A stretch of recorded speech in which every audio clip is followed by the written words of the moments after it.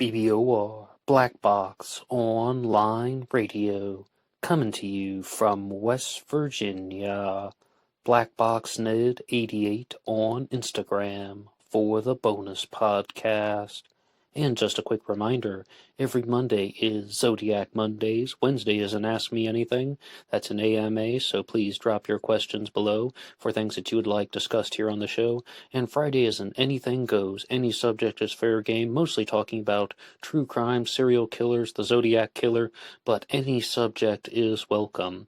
Alright, so please share some ideas in the comment section about what you would like to hear about on this channel, and let's get started. Hello everybody, and welcome to this special bonus episode of Black Box Online Radio. So today we're going back to 1979 to discuss the murder of Marie Iannuzzi. Recently I've had the opportunity to correspond with Eve Carson, who's the author of the book Mommy's a Mole, and gets into the murder of her sister-in-law, Joan Webster, from 1981, and we'll see very clearly how these two cases are connected. Joan Webster would go on to become someone who was linked to the Zodiac Killer in a rather odd way. During the 1980s, a series of writings came out that tried to say that Joan Webster was murdered by the Zodiac Killer, but then there's also this set of events that took place even earlier where people were trying to say that the same murderer went after both Joan Webster and Marie Iannuzzi. I'd like to go to a short introduction that has been written by Eve Carson here that says, Marie was murdered on August 12, 1979, during the early morning hours. Her body was discovered late in the afternoon on the banks of the Pine River on August 12th. That's the same day that she was murdered, just late in the afternoon versus the early morning. She was strangled with her scarf double knotted around her neck. And then this is then going to continue onward with an article that is from crimemagazine.com, and I will include a link to this in the description box because this one gets into the connections between the Webster murder and the murder of Marie Iannuzzi. I would also like to continue with their introduction. Marie Iannuzzi was murdered in 1979. She was strangled and dumped on the rocks by the Pine River. The area was a known dumping ground on the northbound side of Route 107 behind a vacated business.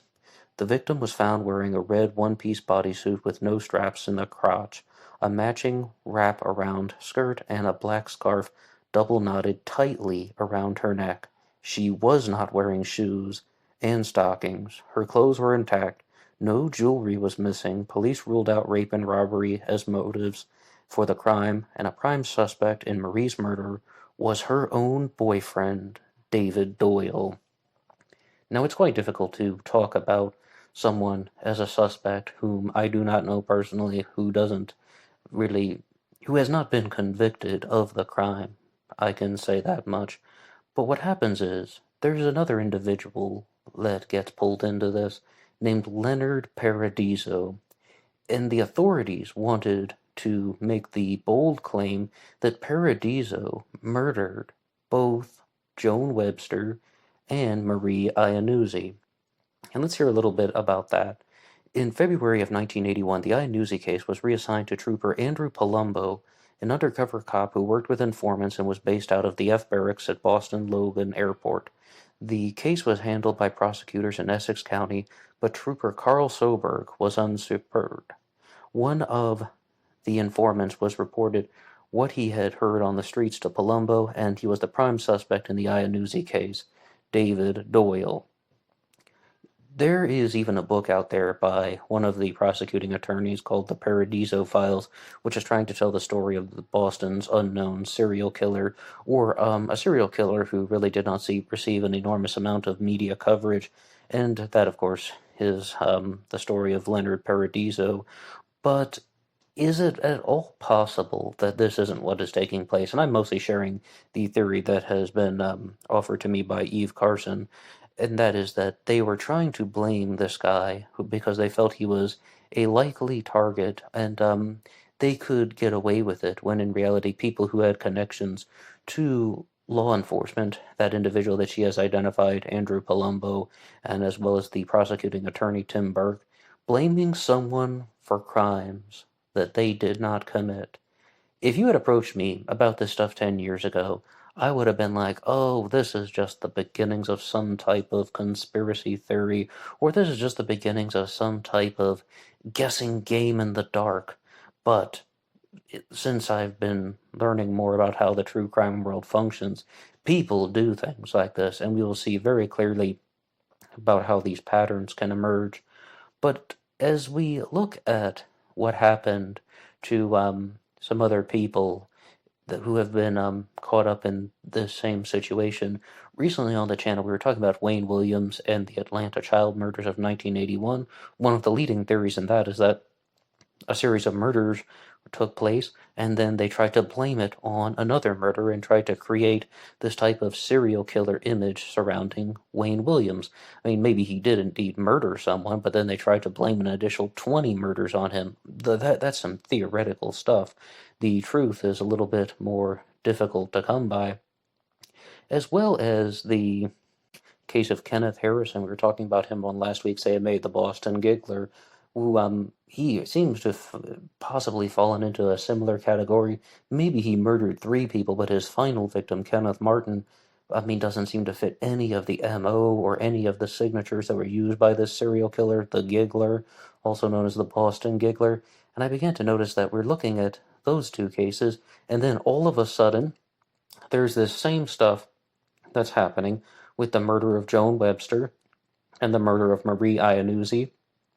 That the leading theory is that the authorities are fabricating a narrative against somebody for a host of reasons.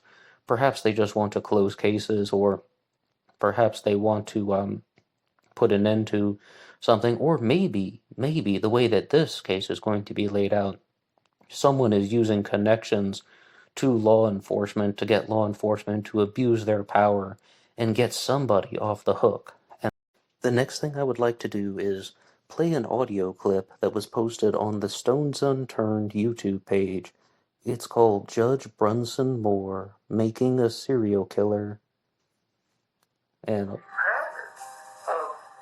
state agency making a serial killer out of a person that may not have killed anybody. And just in case you did not hear that, I will read through the captions. Closed captions are an excellent thing, by the way. You begin to see a pattern of a state agency making a serial killer out of a person that may not have killed anybody. With Leonard Paradiso, I'm not saying that he was a saint. I'm not gonna say that he was a perfect person. But with the murders of Joan Webster and Maria Iannuzzi, he's starting to look like a less than favorable suspect. I would like to go back to the messages that I've been exchanging with Eve Carson, and she has written something here. Bottom line, Leonard Paradiso was framed for both these crimes. I have substantial documentation for Marie's case. There are a few more I will get to you. I hope when you read this, you'll get a sense of why I'm concerned about the authorities and George Webster in the Joan Webster case. I just have one quick interjection to make. When you heard that detail at the beginning, that Marie Iannuzzi was found clothed, she had her own scarf, which had been used to strangle her, that's tied in that double knot, but she was not wearing shoes, and she was not wearing stockings. What does that suggest? From reviewing true crime cases in the past, that specific detail can hold a certain amount of information. It's possible with abductions that if someone is found not wearing shoes or socks or something like that, that means that they were in a place that was very familiar to them. Someone who could have been in a domestic setting, particularly the house or home where they lived, and then getting into an altercation with a family member or, in this case, a boyfriend, or someone who is in a familiar setting with them, meaning that it wasn't a stranger, meaning that it wasn't someone who abducted her out of nowhere, that she wasn't wearing shoes or stockings. I think that's a very important detail to include, because if this were some type of abduction, let's say that it wasn't David Doyle, it wasn't Leonard Paradiso, it was someone who had absolutely no familiarity with Marie Iannuzzi, why would they remove her shoes? Why would they remove her stockings? I mean, she's found clothed. Her scarf, which was the murder weapon, was even present. But they didn't remove her shoes or stockings. Is it possible that that suggests that she was either abducted or even killed in a setting that was very familiar to her, in a location that was very familiar to her, around people who were familiar to her? You can imagine sitting in a living room, sitting in a bedroom, something to that effect. That's why she's not wearing shoes and stockings, and then later on, that person transported her body to the dump site near the Pine River.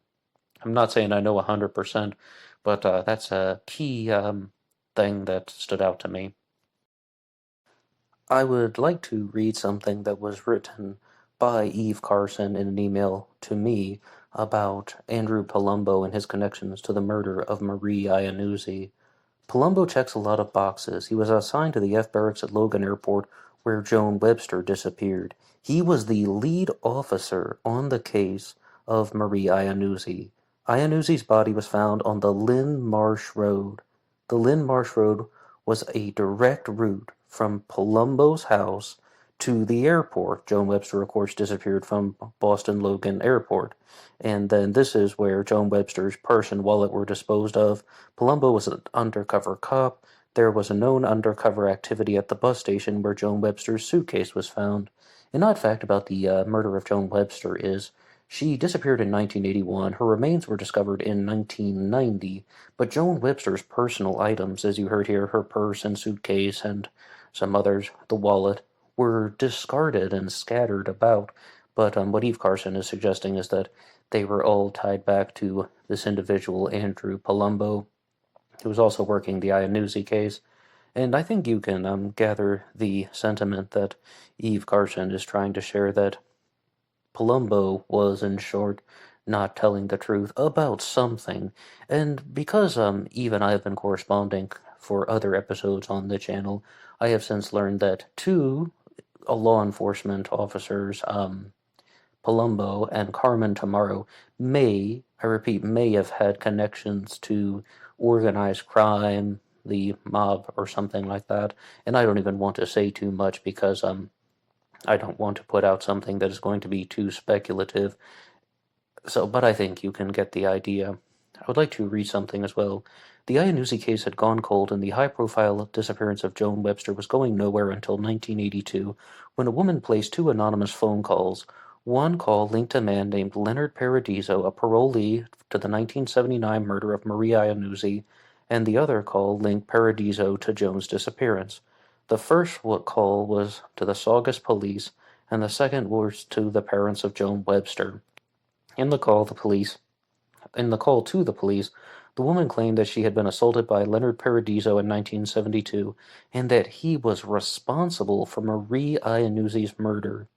In the call to Joan's parents, she told them that she was basing her accusations against Paradiso on her alleged 1972 assault. The woman, later identified in the court records as Patty Bono, was from the North End of Boston and knew Leonard Paradiso growing up. She also had a childhood acquaintance from the North End named Carmen Tomorrow, that other law enforcement officer we mentioned. Carmen Tomorrow of the Massachusetts State Police was assigned to the F barracks at Logan Airport, Trooper Palumbo's superior officer. For David Doyle, the calls placed by Patty Bono were a godsend, and as we said from the introduction, David Doyle was another suspect in the murder of Marie Iannuzzi, her somewhat unstable boyfriend, as he was described. Instead of the police investigation focusing on this known abusive relationship with Marie Iannuzzi, it would now veer off in Paradiso's direction with a vengeance. How Doyle escaped prosecution for Marie's murder is a mystery unto itself. I don't necessarily think that it's an enormous mystery if everything that Eve Carson has shared and written out here is true. This is also, I was just reading from Crime Magazine right there, being clear, and that is that it sounds like they had a suspect and they were trying to zone in on one person. And even if you take away the police cover-up theory, or you take away some sort of connection to a darker operation like an organized crime syndicate, people do get tunnel vision. People do zone in on suspects. People do try to get a conviction on someone who seems to be very guilty. Not everyone who is a likely suspect in a crime is going to be arrested. Not everyone who is a likely suspect in a crime is going to be tried, or definitely not convicted. So, I mean, Eve Carson is accusing this guy, David Doyle, of having involvement in Marie Iannuzzi's murder, and you can see how the police cover-up theory is unfolding. They have connections to this, I was about to say crooked cop, but I'll just use that terminology anyway, who is blaming Leonard Paradiso for these two murders that, I mean, with the murder of Joan Webster, absolutely. I do not think Leonard Paradiso had anything to do with that. I'm a little less familiar with all of these specifics in the Marie Iannuzzi case, but it doesn't seem like he is that likely of a suspect either. Going back to the day before voters found Marie Iannuzzi's strangled body, she and Doyle had fought in front of numerous witnesses during Doyle's cousin's wedding reception. On this particular day, it was verbal, but his mother had to take his arm and get him out of the reception. The couple was known to have physical fights, though, something Doyle admitted himself. 2 months before the murder, Marie Iannuzzi had gone to stay with a friend, Christine DeLisi, claiming Doyle had tried to kill her. Multiple witnesses corroborated the strangulation marks on Marie's neck. Doyle knew his girlfriend was seeing another man, named Eddie Fisher. She had been with the other man the night before Doyle and Marie attended the wedding reception. After that weekend, family members reported to the police that they saw deep gouges on Doyle's hands and observed blood on the steps of the couple's apartment onto the top floor of his parents' home. Ugh. I mean, yeah. If all of that is true, well, absolutely, he should have been, well, facing some stricter legal consequences. But autopsy photos showed Marie's long manicured nails in a clawed position, but incredibly, no scrapings were taken. Her stepsister Jean Day reported she saw Marie's belongings packed early Monday morning, before family members had identified the body in the apartment Doyle shared with Marie. According to numerous witnesses, Doyle was noticeably strung out during the wake, and he took a flight before the funeral. The victim's boyfriend was arrested for stealing from suitcases on the luggage carousel in Newark, New Jersey, and he had a stolen airline ticket from Newark to LaGuardia in his possession.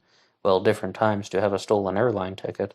Leonard Paradiso attended the same wedding with his girlfriend, Candy Wayant.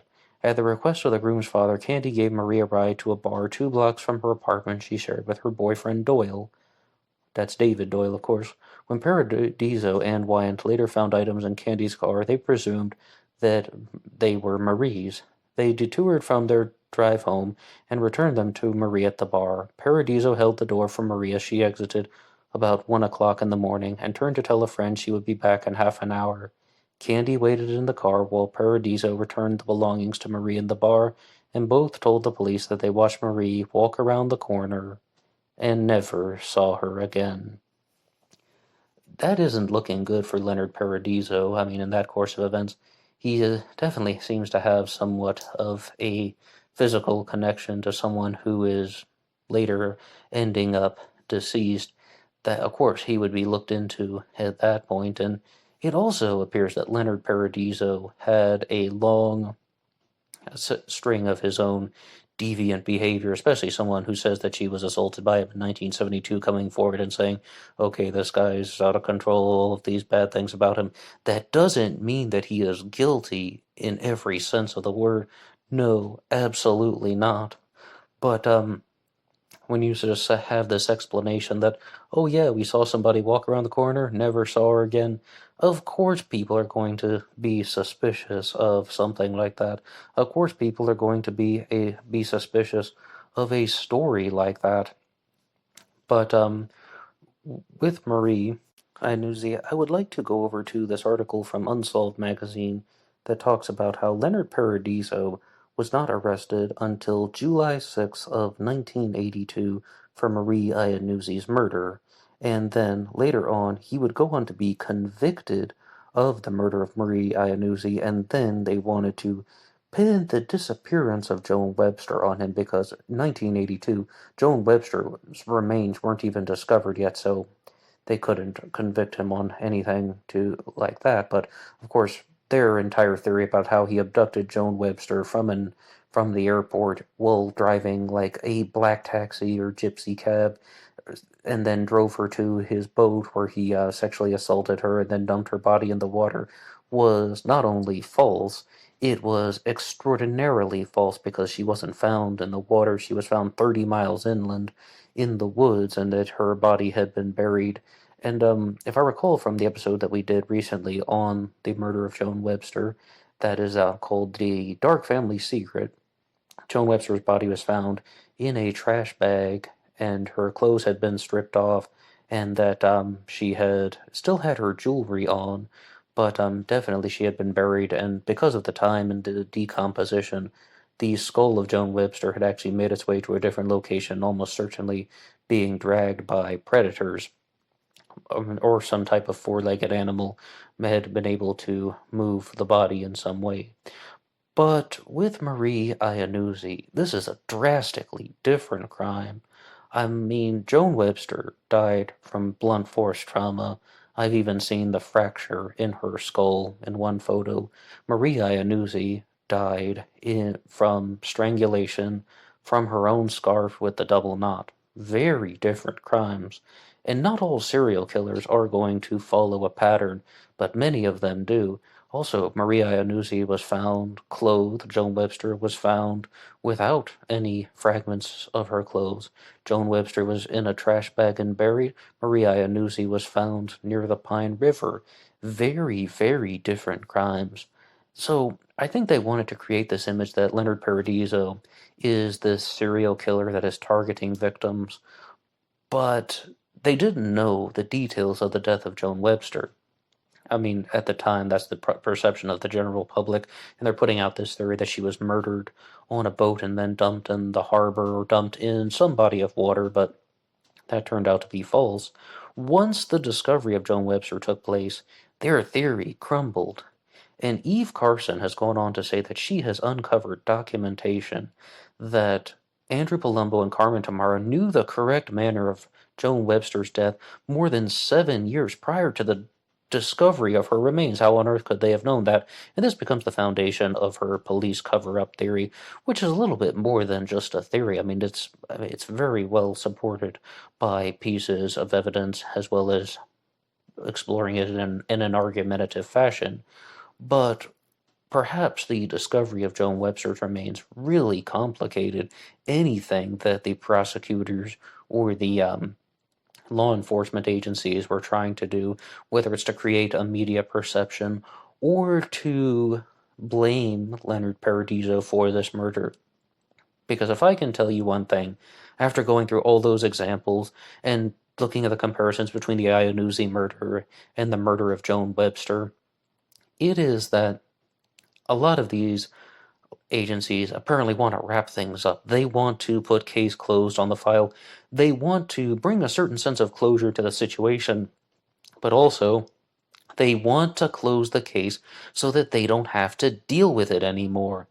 And that definitely isn't on the side of truth or on the side of honesty or anything to do with integrity, because I do believe there's a certain imperfect nature that is within many human beings, but that is within all human beings. And people who are working in positions of power, like Tim Burke, who wrote the book The Paradiso Files, or like the law enforcement officials that we've been talking about, they also want to close these cases. And in some instances, not saying this so much about Marie Iannuzzi, but there are going to be instances where people might genuinely think that they have the right guy, and they might actually think that this suspect makes perfect sense to them. But then, through investigation, it turns out that it's not him. It's not her. He wasn't the killer. So, when I first learned about the murder of Marie Iannuzzi, I really was introduced to this because of the material surrounding Joan Webster, and it was that Eve Carson was sharing with me her theory about how she thought that Andrew Palumbo had some specific knowledge about the murder of Joan Webster that had taken place in 1981. Then she went on to say that something very similar happened with the murder of Marie Iannuzzi in 1979. And that's how the story was shared to me. So I've always been coming at it from somewhat of a filtered standpoint. But I want to be 100% clear in conclusion that we don't necessarily have all the info surrounding the murder of Marie Iannuzzi. I mean, does her boyfriend David Doyle seem like a guilty party in this? He definitely seems suspicious, but he was never convicted of this. Instead, it does appear that they did want to make a strong case against Leonard Paradiso, and they were probably trying to absolutely destroy him.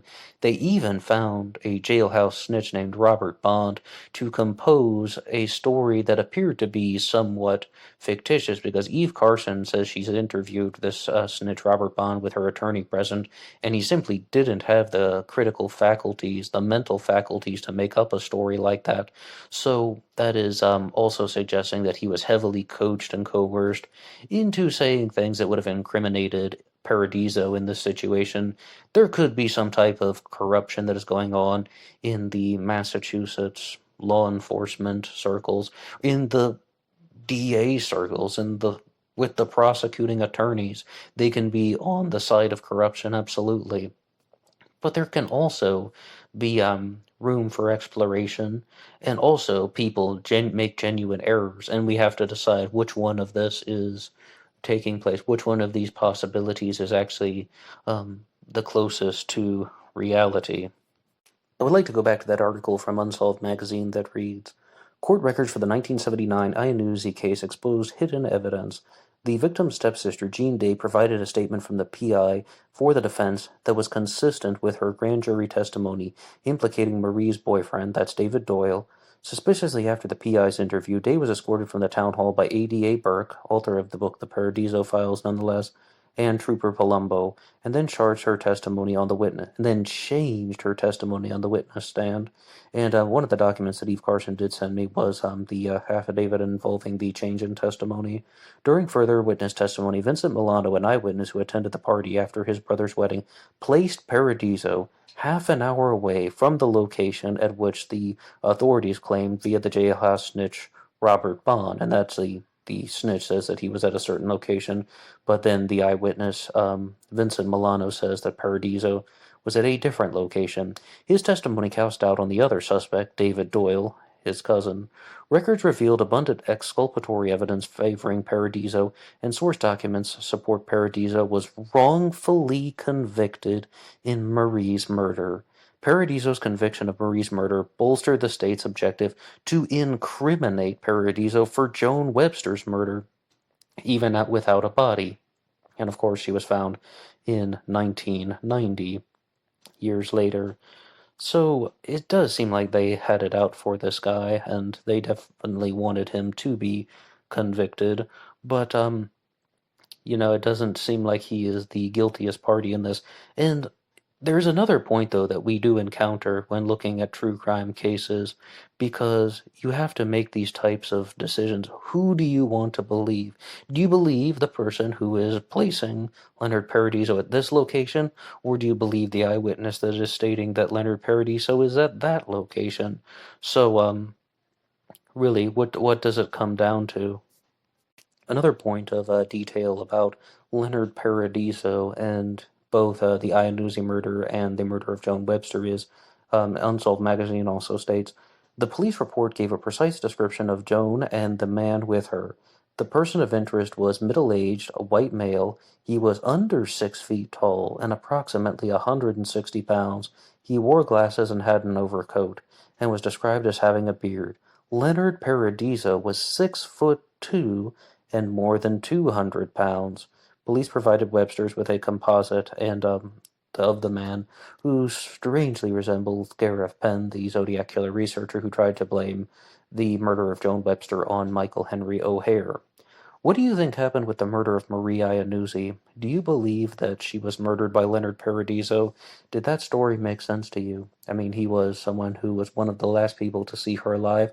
Does that immediately implicate him in this murder? And then do you believe that because of his own histories of assault and even being out on parole at the time, that he was someone who was guilty of the murder of Maria Iannuzzi? Or do you believe that he was set up and blamed for these crimes because they thought that he was a likely scapegoat and that people had connections to law enforcement and then they tried to get the crime blamed on somebody else? As we said, a scapegoat. What do you think is more likely? You can even weigh in if you think that Leonard Paradiso had any involvement in the murder of Joan Webster. Some of the other suspects that we said were Gareth Penn and Michael O'Hare for her murder there, as well as, some other things you'd have to listen to if you go through the episodes on Who Killed Joan Webster update, Who Murdered Joan Webster update, as well as The Murder of Joan Webster, A Dark Family Secret. You can hear all of that here on this channel. Thank you so much to everyone who has listened to this upload here. If you like the upload, you can hit the like button and always subscribe, but you can follow the show on Instagram at BlackBoxNet88, as well as on Facebook. Links will be in the description box, and anybody can write the show at BlackBoxOnlineRadio at AOL.com. Okay, that's all for me now. I'll see you on Instagram for the bonus podcast. Until next time.